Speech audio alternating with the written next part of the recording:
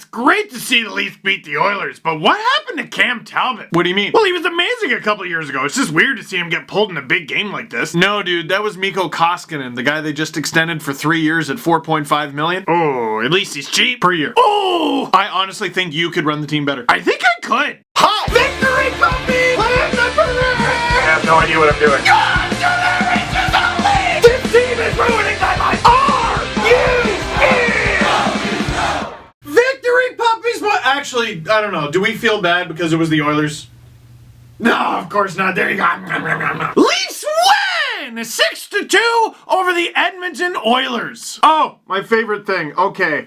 Oilers fans, if I were you, I talk about your team often on the podcast. I know a lot of Oilers fans don't like me, and believe me, I get it. But I assume if you're already watching this video, then you're willing to listen. So hey, while you're here, the Sens are miserable right now, and fans are going Melnick out. But here's the thing, as miserable as they are, even though that team doesn't even have their first round pick this year, and it may very well be first overall, they might be in a better position than the Oilers. Now, don't get me wrong, their actual rosters, the players they have signed, no, that's not better than the Oilers at all. The Oilers have McDavid, Draisaitl, and Nugent-Hopkins. They are like 2 competent wingers away from being a playoff team. But G.I. Joe had a point when he said knowledge is power. At least the Sens know they're bad. Oilers management has no idea. So I guess my question is, where's the cats out hashtag? And then you might say, well, part of the Melnick out has to do with the Sens can't get a new arena. Oilers just got that. It actually looks like a beautiful facility. It goes across the street and craziness. So how about cats smarten up? Or cats butt out? And the reason I'm bringing up this guy, okay, the Oilers fired Peter Chiarelli. I literally don't think that matters. He obviously made some bad decisions as Oilers GM, but I just simply do not believe it that he is the only reason they're bad. That he was 100% on board with all these decisions. Dude, the Koskinen contract happened like 5 minutes before he was fired. The Oilers did nothing at the deadline, and that's better than what was rumored. They fired Chiarelli presumably because the team is bad. And then I see people talking about they're going to be buyers. I'm like, they're bad! By firing their GM, they are actually self-admittedly bad. Are you crazy? Listen, I mean what I said before. The Oilers are honestly like a couple players away probably from being good. And you might point out this hole on the roster and that hole. Dude, they have the pieces, they have the talent to overcome that. You got Sam Gagner skating on the first line with McDavid. I like him too, but that guy was on the Marlies 2 weeks ago. Here's what the Leafs did at the beginning of the 16-17 season, which was their 100th anniversary. A lot of pomp and circumstance. It was fun. They did a big ceremony at their home opener, and they righted a lot of wrongs from the past. Retiring numbers that were previously honored. What does that even mean? Arguably the greatest Leaf ever, Dave Keon, was like alienated from the team, and they brought him in, and they did this big homage to the past, and then they moved on. Prior to that, Brendan Shanahan had a little look around the organization and said, we stink! And went, 75% of you are fired! Coaches, assistant coaches, AGMs, scouts. He fired over a dozen scouts in one day. The 80s were incredible for the Oilers. Acknowledge that. Celebrate that. Don't have them making all the decisions. The powers that be with this team are gonna have to let some buddies go. Bring in some fresh perspectives, some different perspectives for crying out loud. And you know what? Keith Gretzky just got here. Let's say Keith Gretzky, the interim GM, stays GM, and he does well. That will only convince me more that it was management's fault in the first place. Keith Gretzky's been with Peter Chiarelli since his days in Boston, so all it'll mean is the meddling stopped. Oilers fans, if I were you, I would realize the power you have. You yelled and screamed for a GM change, and you got it. Now, if things don't improve, you move up the food chain, not down it. Look at the best players the Oilers have. You have another dynasty in waiting. If only the team realizes it. Help show them. That's how I would feel if I were you. Now in Leafs land, woo! Hello, Leafiest game of the season. Oh, their first period was terrible, and it did not matter. When the Leafs decided to be the Leafs, they were the Leafs. But prior to deciding that, they were the former Leafs. Okay, there's a couple things at play here. I'm actually starting to think, based on the first period of this game and the second, that the Leafs start bad on purpose. I don't know what kind of rope-a-dope nonsense they're playing at, but it's weird. How do you consistently start this terribly and then redeem yourself? Well, I might have an answer to that. A few times this season I've talked about, and even last season I've talked about, I've been watching the game, thought it was relatively even, looked up at the shot clock, and oh my god! If all you did was look at the shots, you'd think the Leafs were getting creamed. Really like this tweet from Heart of Vlad last night. It was from about, I think, 3/4 of the way through the first. All situation shots on goal, 2 to 15. Bad. 5-on-5 shot attempts, 10 to 12. Honestly, not terrible. Get the puck on net, boys. And it's true, they had a few shifts. There was one shift in particular where William Nylander was just playing keep away on Darnell Nurse. It was hilarious. It was a great example of something I talked about with Trevor Moore last game. Okay, you're outsized, you're out strength. Do you have superior speed? All right, great, use it. And Nylander's starting and stopping and Nurse can't keep up. He did that to a few players this game. And he had the puck for like 10-15 seconds, but it didn't really result in a scoring chance. I know shot attempts are possession stats, but I'd be curious to see what the actual possession in the first period was. It couldn't have been that bad. That's combining stats in the eye test. Of course, it certainly doesn't help when the Leafs take a penalty, and it definitely doesn't help when Morgan Rielly is the guy who took that penalty. Leon Draisaitl flying in, beats all 4 Leafs, turns Hainsey inside out, stopped, and gets his own rebound. I'll still stick to the fact that Draisaitl probably should have been signed to less at the time, but going forward, Draisaitl at that number, less than $9 million, looks a-okay. 1-0 Oilers, they're out shooting the Leafs. Oh my god, everyone's biting off their fingernails. Because everyone knows if the Leafs lose to the Oilers, which is always a bad time when you lose to a Canadian team in Canada, next night you got the John Tavares return to Long Island, and if they lose that, oh, people are gonna be in a bad mood. This room would stop existing. Boys, if you could turn it on, that'd be great. Opportunity knocks. Or rather, Alex Chason slashes Jake Muzzin. Could have been called for something else earlier in that shift. Could have been called by Keith Gretzky saying, hey man, we've traded you for draft picks because we're not going to make the playoffs, but they didn't do that already. So Oilers kill off the penalty, but the Leafs have a couple chances. Connor Brown just whiffing on a slap shot. Jake Muzzin keeps it in at the point, puts a dart on. Patty Marleau gets a couple attempts at it, and yeah! And he's fired up. Let's go, boys, with a few more swear words. His 14th goal, 33rd point of the season, makes it 1-1 heading into intermission. All right. By the way, I don't know why I always feel like I need to justify Patty Marleau whenever he gets a single point, but he's on pace for 43 now. Scored 47 last year, 46 the year before. He'll probably end up right around there again. Fewer goals, more assists. I don't care. They're all goals for the team that I cheer for. Hooray for Patty. Now, I loved his celebration on this. The Leafs have been fired up for every goal they scored pretty much recently, and I like that they're like that. They care. Listen, I hate that they've had to come back in pretty much every win recently, but coming back in games is hard because a lot of teams lack the skill to do that, and a lot of teams lack the will to do that. The Leafs clearly have both, and that'll get you out of a lot of binds. And you get into the playoffs and have success in the playoffs by being a good team and being good all the time, of course. But a lot of teams that find success in the playoffs find ways to win even when they don't really deserve it. Leafs were downright mediocre in the first. They still come out of it with a tie. Turn it on in the second. Barely over a minute in, Ron Hainsey, amazing stretch pass to Zach Hyman. Hyman threads the needle over to Mitch. Oh, I guess this is the tip jar now? Mitch Marner's 22nd of the season, how dare you? And if after that goal you found yourself going, oh, he's gonna get paid this offseason, you gotta put money in the Marner jar. TheMarnerJar.com, link down below, all proceeds go to sick kids. Well, that's nice, the Leafs have the lead now. Oh, they're not done, because that's the Hyman Tavares Marner line. But we haven't heard from the Hell on Wheels line. Ozhiganov does a nice job breaking up the play, and there's a line change going on. There's just traffic. He manages to get it through to Austin Matthews because the Hell on Wheels line has just come over the boards. And he's got tap dancing wrists somehow. Now, here's why we need to get a little bit more creative with our thinking. We need to stop being so video gamey. Because for years, what was the trend in the NHL video games? If you have a sniper on a line, to have good chemistry, what do you gotta have? A playmaker. Now, logically, Mitch Marner, one of the sickest playmakers in the league. Austin Matthews, one of the best goal scorers in the league. And really, if you look at the Tavares line, it is the perfect NHL model. Playmaker, goal scorer, grinder. You want to see why you put Matthews with 2 speed demons?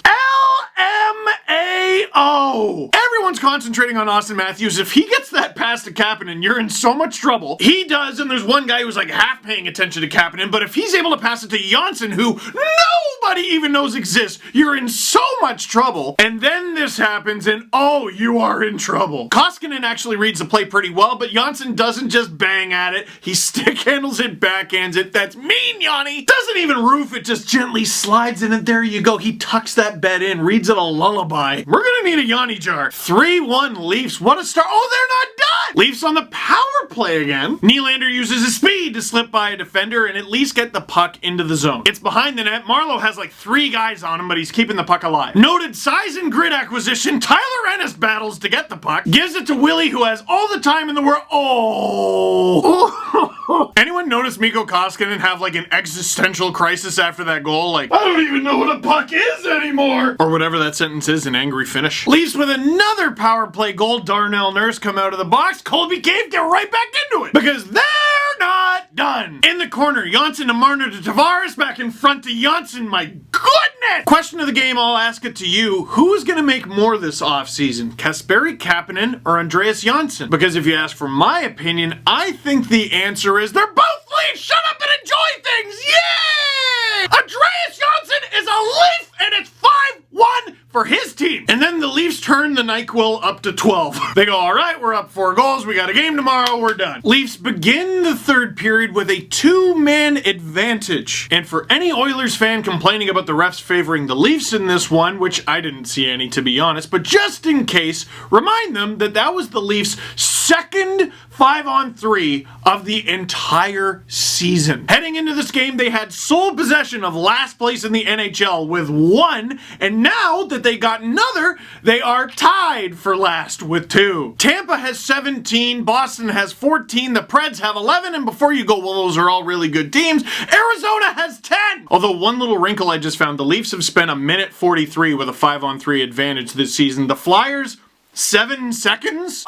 What? All right. So anyway, this goal was a great example of like, dude, the Oilers just, they've given up. Matthews and Marner digging behind the net, but like digging with like plastic shovels. They're not even having to work. Threw it in front for Tavares. My God, John. Must have been picturing the puck as all the batteries that are going to get thrown at him tonight in Long Island. Jeez. 6-1 Leafs. That's done. Shut it down. And the way this game was going, I'm like, no, really, shut it down. Kapanen yard sailing into the boards and he's down for a minute, but he comes right back next shift. Misses a little bit of time, but he ended the game. He looked fine. And then he blocks the shot, Maron! Matthews takes a shot off the knee. Muzzin took a slash to the hand earlier in the game, and then, I don't know if you saw this, when he took off his glove, he had like a wrap around one of his hands. Blocking shots and taking slashes. That hand's been taking abuse this week. And then Dermott getting dummied from behind by Brad Malone. And I even saw a few people go, Ryan Malone's still playing? No. Ryan Malone hasn't played in the NHL since the 14-15 season, and he's still more notable than Brad. And like I was saying earlier about the lack of penalties that the Leafs receive, or rather power plays, don't get any ideas, Brad Malone left. He left the game. He thought he was ejected and was surprised to find he was not. Which to me says a few things. 1,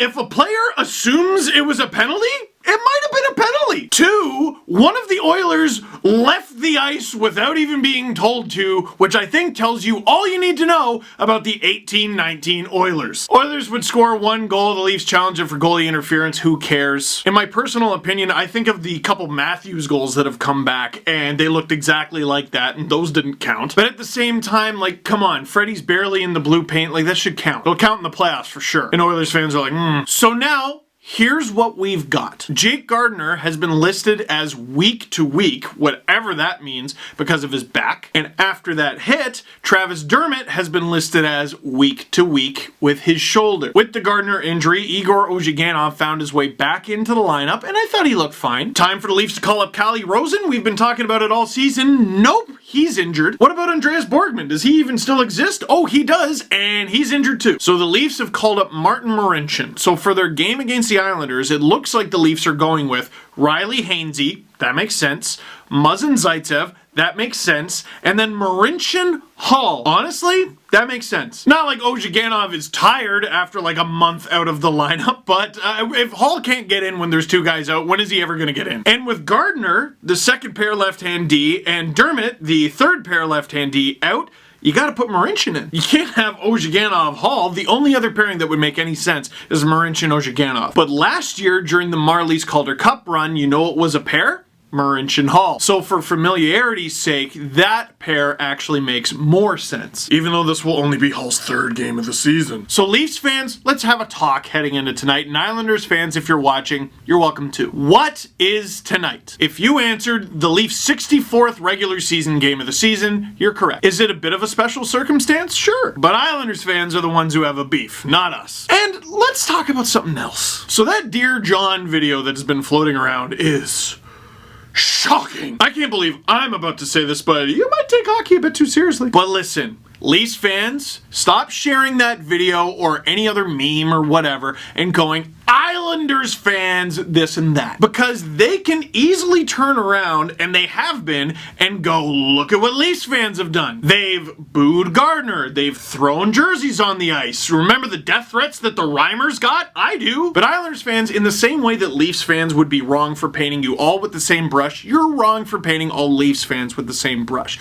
Both fan bases, all fan bases, have sections of them that are full of frickin' idiots. If we both allow ourselves, we might just have some fun. And when there's ultimately some BS that comes out of this game, which I'll put money that there will be, don't go painting Leafs fans or Islanders fans all with the same broad brush. Any Leafs fans going to this game tonight, and for some of you it might be your first road game, use your head. Every road NHL game that I've been to has been so much fun. I've made friends with people in the stands, friends with strangers. The playoffs last year against the Bruins, granted they were in a good mood, they killed the Leafs, but it's a bit of a give and take. Just be cool. You can cheer. Be cool. It's hockey, it's sports, it's supposed to be fun. Let's have some fun. Now that being said, Leafs fans. The Leafs are without their second pair lefty, Gardner. The Leafs are without Dermott, their third pair lefty. A couple players got banged up against the Oilers. The Leafs are on the second half of a back-to-back. The Leafs are starting their backup goalie. The Leafs are going to be the road team. As far as a regular season game goes, when it comes to tonight, the Islanders have every conceivable advantage. Now let me stop you. Those aren't excuses for when they lose. They're reasons to celebrate even harder when they win. And if the Islanders win, give them their due. They got the 2 points, they earned it. The regular season is what it is, man. And you got to admit it, if you were an Islanders fan, a win, whether you're in first place or last against the Leafs, has got to feel great. But Tavares' contract with the Leafs is for 7 years. If the Leafs do lose tonight, they'll have plenty of shots at redemption. But oh, a win would be great. Enough of me blabbing. Questions. This isn't a question, I just think it's hilarious, from Lance Hornby. Leafs got Marty Marincin to Pearson last night in time for flight to Long Island, but not his sticks and bag. So it was dropped at Paul Hendrick's house near the Marlies rink, and he brought it to Long Island commercial this morning. I tried to get it carry-on, joked Paul Hendrick. God, I love Henny. If you don't like him, I'll fight you. Do you put an ice cube in your soup to make sure it doesn't burn your tongue? No! Blow on it! Don't drink watered-down soup. That's just... ugh. You know who's allowed to do that without me judging them? Children. Given the string of defense injuries, do you want a slightly used Andrew McDonald? First of all, not today, Satan! But I'm also a little annoyed the Leafs didn't go out and get a D at the deadline. I'm not talking about like a big right-handed D. I'm talking about anybody. I'll give you a perfect example. Nathan Beaulieu and Michael Del Zotto both cost a 6th round pick at the deadline. Now, you don't got to be a huge fan of them, but they're at very least an option in the event of, oh, I don't know, Gardner and Dermott both getting hurt at the same time. Not all is lost. Rosen's injured right now. It doesn't sound like his injury is long term, so I would imagine he'll be up with the Leafs at some point in the not too distant future. You know what? I'll cut it off there because I think tomorrow's going to be epic. Or rather tonight. I don't know when I'm going to shoot the video. That is it for this one. Thank you very much for watching. Click like if you like this video. Click subscribe if you really liked it. Tell all your friends. Hey, my book is still available for pre-order. Comes out very soon, March 19th. Link down below. Let's win this for Johnny, huh?